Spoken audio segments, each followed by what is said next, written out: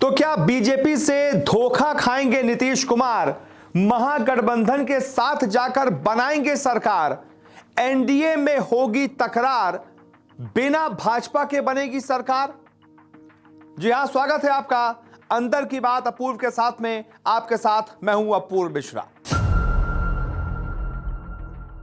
आज अंदर की बात के इस एपिसोड में बात करेंगे बिहार चुनाव के नतीजों के बाद होने वाले समीकरणों की। मैं ये क्यों कह रहा हूं कि बीजेपी से धोखा खाएंगे नीतीश कुमार, इसके पीछे एक सवाल है कि क्या धोखा खाएंगे नीतीश कुमार, क्यों धोखा खाएंगे? क्योंकि भारतीय जनता पार्टी बिहार विधानसभा चुनावों में सबसे बड़ी पार्टी बनकर उभरी है। उसको खुद भी इतनी उम्मीद नहीं होगी जितनी कि वो सीटें जीत गई है, और वो नीतीश कुमार के बिना भी सरकार बनाने में कामयाब दिख रही है। तो ऐसे में सीधी सी बात है भाई, इतना बड़ा राज्य है, इतने सालों से भारतीय जनता पार्टी वहां मेहनत कर रही है, नीतीश कुमार की पिछलग्गू बनी हुई है, नंबर 2 बनी हुई है, नीतीश कुमार लगातार मुख्यमंत्री बने हुए हैं। अगर वो पार्टी आज अपने बलबूते सरकार बनाने में कामयाब हुई है तो वो अपना मुख्यमंत्री क्यों नहीं बनाएगी? वो नीतीश कुमार से ये क्यों नहीं कहेगी कि भाई आप उप मुख्यमंत्री बन जाइए, हम मुख्यमंत्री अपना बनाएंगे, क्योंकि हमें आपकी जरूरत नहीं है, हम आपके बिना भी सरकार बना सकते हैं। तो ये समीकरण है क्या? ये कैसे, कितनी सीटें किसको आती दिख रही हैं? ये समीकरण कैसे हो सकता है? नीतीश कुमार का इतिहास रहा है पलटने का। क्या भारतीय जनता पार्टी से कुर्सी पर धोखा मिलेगा तो वो महागठबंधन के साथ भी सरकार बना सकते हैं? क्या क्या समीकरण हो सकते हैं? ये अंदर के बात के इस एपिसोड में मैं आपको एक एक करके समझाता हूं।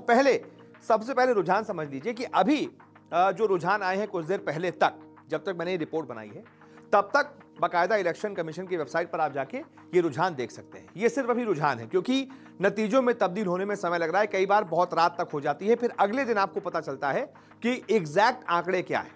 लेकिन लगभग 1-2 सीट ऊपर नीचे यही जो है वो फाइनल टैली में तब्दील होती है। लेकिन फिर भी सेफ साइड में इसको रुझान ही आपको बता रहा हूं, क्योंकि अभी तक ये रुझान है। तो अभी तक के रुझानों के मुताबिक 243 की विधानसभा है, बहुमत के लिए कितना चाहिए? 122 सीटें। और ये देखिए, इसमें भारतीय जनता पार्टी सबसे बड़ी पार्टी बनकर उभर रही है, 101 सीटों पर लड़ी थी, 95 सीटें जीतती हुई दिख रही है। 95 सीटों पर बीजेपी आगे है। बहुत गजब का स्ट्राइक रेट रहा, गजब का प्रदर्शन है। इसके बाद आती है नंबर 2 पर जेडीयू इतनी ज्यादा सीटों पर आगे होगी, किसी ने उम्मीद नहीं की थी। जेडीयू ने बहुत शानदार परफॉर्म किया है, 84 सीटों पर जेडीयू आगे दिख रही है। इसके बाद आते हैं आरजेडी। सोचिए, पिछली बार 70 से ज्यादा सीटें थी, सबसे नंबर 1 पार्टी थी। इस बार लोगों ने सोचा था कि शायद हो सकता है ये आंकड़ा 80, 90, 100 तक जाएगा।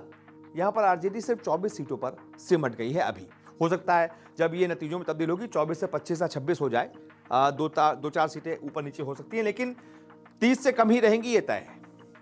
एलजेपी, रामविलास पासवान वाली 19 सीटें, इनका स्ट्राइक रेट बहुत गजब का रहा है। अभी ये 19 सीटों पर आगे चल रहे हैं। इसके बाद एआईएमआईएम, ये 6 सीटों पर आगे चल रही है। इसमें भी 1 या 2 आप ऊपर नीचे कर लीजिए कि हो सकता है 4 सीटें जीते, हो सकता है 5 सीटें जीते, क्योंकि बार बार ये फ्लक्चुएट कर रहा है, कभी 5 पे आगे हो जाते हैं, कभी 6 पे आगे हो जाते हैं। तो अभी ये 6 पे आगे चल रहे हैं, लेकिन बार बार मैं देख रहा था 4-5-6 इनका चल रहा था। हिंदुस्तानी अवाम मोर्चा, जीतन राम मांझी वाली, वो 5 सीटों पर आगे चल रही है। राष्ट्रीय लोक मोर्चा कुशवाहा वाली, वो 4 सीटों पर आगे चल रही है। और उसके बाद बाकी अदर्स, यानी इसमें कांग्रेस भी आ गए, वाम दल भी आ गए, लेफ्ट के जो दल है, और एक बीएसपी का भी है, वो मिलाकर 5 है। अभी ये टैली है। अब अगर आप इसमें देखेंगे कि जेडीयू के बिना एनडीए, आप जेडीयू को एक सेकंड साइड कर दीजिए, बीजेपी कहेगी कि अगर जेडीयू हमारे साथ नहीं भी आती, हम नीतीश कुमार को नहीं लेते हैं, अपना मुख्यमंत्री बनाते हैं, तो क्या हम सरकार बना पाएंगे? तो ये टैली निकल कर आती है। जेडीयू के बिना बीजेपी क्या कर रही है? जेडीयू के बिना एनडीए कितना है? बीजेपी की 95 सीटें हो गई, एलजेपी की 19 सीटें हो गई, हम की 5 सीटें हो गई, और आरएलएम की 4 सीटें हो गई। कितनी हो गई कुल मिलाकर? जेडीयू के बिना ही एनडीए की 123 सीटें हो रही हैं, यानी कि बहुमत के आंकड़े से 1 सीट ज्यादा, 123, यानी कि जेडीयू के बिना भी बीजेपी अपनी सरकार बना सकती है, अपना मुख्यमंत्री बना सकती है, एलजेपी और हमसे और आरएलएन से मंत्री बना सकती है, एलजेपी से उप मुख्यमंत्री बना सकती है और अपने आप में सरकार बना सकती है। कह सकती है नीतीश कुमार को कि हमें आपकी जरूरत नहीं है, अब मुख्यमंत्री हमारा होगा। और अगर ऐसा होता है, क्योंकि ये होता है सियासत में, ये होगा, कोई भी पार्टी इतनी मेहनत कर रही है, सबसे ज्यादा सीटें लेकर आई है, तो वो चाहेगी ना कि भाई हमारा मुख्यमंत्री हो। तो इसमें बीजेपी अगर ये शर्त रखती है तो उसमें कोई आश्चर्य होने वाली बात नहीं है। यह स्वाभाविक है कि बीजेपी ये शर्त रखेगी और नीतीश से कुर्सी, सीएम की कुर्सी पर रार छिड़ेगी। और अगर रार छिड़ती है तो नीतीश कुमार क्या महागठबंधन के साथ एक बार फिर से जा सकते हैं, जैसा कि कई बार वो कर चुके हैं। महागठबंधन के साथ सरकार में रहते हैं, फिर पलट जाते हैं, बीजेपी के साथ आ जाते हैं, फिर पलट जाते हैं, फिर महागठबंधन के साथ चले जाते हैं, फिर पलट जाते हैं। कई बार ऐसा कर चुके हैं। उनको सिर्फ सत्ता में रहना होता है, बस, ये सबको पता है। तो क्या सीएम की कुर्सी पर राज छिड़ने के बाद नीतीश कुमार महागठबंधन के साथ सरकार बना सकते हैं? ऐसी स्थिति में है तो वो क्या समीकरण है वो भी देख लीजिए। जेडीयू साथ ही साथ एमआईएम के साथ महागठबंधन, क्योंकि इनके बिना तो ये नहीं कर पाएंगे। जेडीयू भी चाहिए और एआईएमआईएम की जो 6 सीटें मिलती दिख रही है वो भी चाहिए, तभी ये बहुमत के करीब पहुंच पाएंगे। इनके साथ महागठबंधन का आंकड़ा क्या है? अभी जेडीयू 84 सीटों पर आगे है, मान लीजिए नतीजों में तब्दील होते होते 85 हो जाए। आरजेडी 24 पर आगे, 23 या 25 पर नतीजों में तब्दील हो जाए। कांग्रेस 1 पर है, ये हो सकता है 2 हो जाए, क्योंकि मैं कुछ देर पहले देखा था एक सीट पर बहुत कांटे की फाइट है। वो कांग्रेस भी बहुत नेक टू नेक पे चल रही है, कभी 2 पे आगे हो जाती है, कभी 1 पे। तो हो सकता है कि फाइनल टैली में आखिरी के जब राउंड की वोटिंग हो तो उसमें कांग्रेस एक और सीट जीत जाए, तो यहाँ पर 2 हो सकते हैं।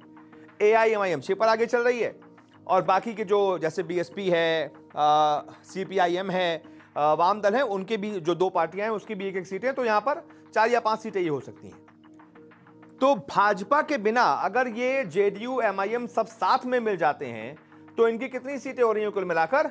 119। और इसमें मैंने कहा 1 या 2 अगर आगे पीछे होती है नतीजों में तो 120-21 तक जा सकते हैं, यानी 122 के लिए इनको चाहिए 3 सीटें, उसके करीब जा सकते हैं। लेकिन उसके लिए फिर इनको थोड़ा सा खेल करना पड़ेगा। दिख रहा अगर ये यही जो रुझान है यही नतीजों में तब्दील होते हैं तो इनको 3 लोग चाहिए होंगे सरकार बनाने के लिए। फिर इनको खेल करना पड़ेगा, भारतीय जनता पार्टी से बात करनी पड़ेगी या फिर एलजेपी के कुछ विधायकों को इधर लेना पड़ेगा। ये खेल होता है कि भाई हम आपको मंत्री बना देंगे, हमारी सरकार बन रही है, हम आपको ये बना देंगे। लालच देकर उधर से इधर पाला बदलने में 2-4 सीटों में कोई दिक्कत होती नहीं है। जब सरकार बनाने की आप सोच लेते हैं तो ऐसी चीजें हो जाती हैं, ये हमने बहुत बार देखा है। तो जेडीयू यानी कि नीतीश कुमार अगर महागठबंधन के साथ आते हैं, तेजस्वी के साथ आते हैं, कहते हैं कि भाई आप मुझे मुख्यमंत्री बना दो, तेजस्वी जी आप उप मुख्यमंत्री बन जाओ, हम सरकार बना लेते हैं। बीजेपी का जो लालच है सीएम की कुर्सी का, वो धरा का धरा रह जाए। तो ये भी एक समीकरण हो सकता है, क्योंकि ऐसा हुआ है पहले भी, नीतीश कुमार ऐसा कर चुके हैं, तो कोई बड़ी बात नहीं है कि आगे भी ऐसा कर दे। लेकिन इसमें आता है फिर खेल। अंदर की बात यह है कि जो भी सिंगल लार्जेस्ट पार्टी होती है, सरकार बनाने का दावा उसी के पास होता है। सबसे पहले उसी से पूछा जाता है आप सरकार बना सकते हैं? तो भारतीय जनता पार्टी के पास पहले से ही आंकड़े हैं, एलजेपी भी उसके साथ है, हम भी उसके साथ है, आलएम भी उसके साथ है, और उसके पास बहुमत मिल रहा है।